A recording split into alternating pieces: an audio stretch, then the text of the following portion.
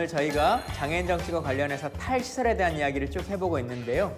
그것뿐만 아니라 두 가지 고민점들이 장애인 정책에서 빨리 해결해야 될 문제라고 저희들이 생각하고 있습니다.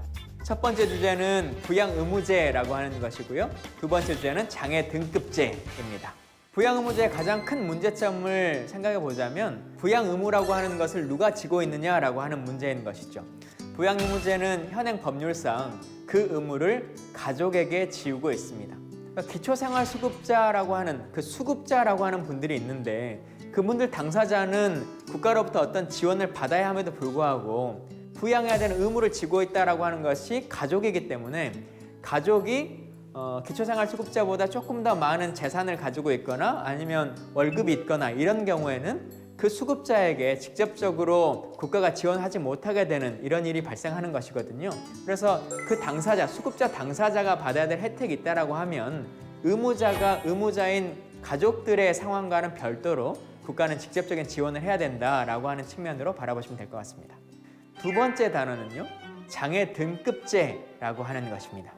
등급을 통해서 장애를 기준화하는 것인데 첫 번째 문제는 그 기준이라고 하는 것이 사람마다 조금씩의 차이점이 있고 또 예를 들어 2등급과 3등급의 갭차라고 하는 것이 아주 작은 차이지만 그 등급의 기준을 달성하지 못한다라고 하면 지원받을 수 있는 것들이나 아니면 일상생활 안에 할 수 있는 역할들이 전혀 달라지기 때문에 그 작은 차이가 실제 국가가 말하는 기준점이라고 하는 것으로 일상의 표준을 정할 수 있는 것이냐라고 하는 질문을 끊임없이 하고 있는 것이죠.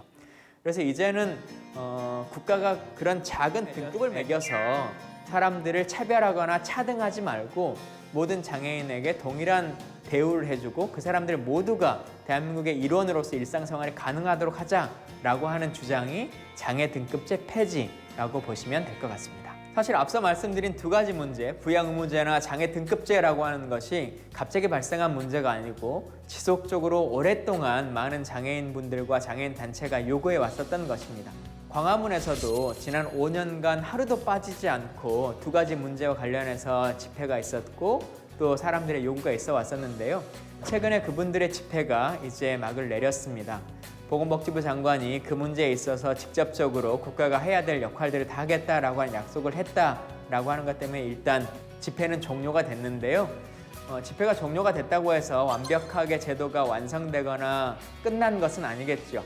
이 전공법을 보시는 많은 국민들이 함께 관심을 가져주시고 끝까지 좋은 제도가 완성될 수 있도록 함께 힘을 주시면 좋겠다는 생각입니다.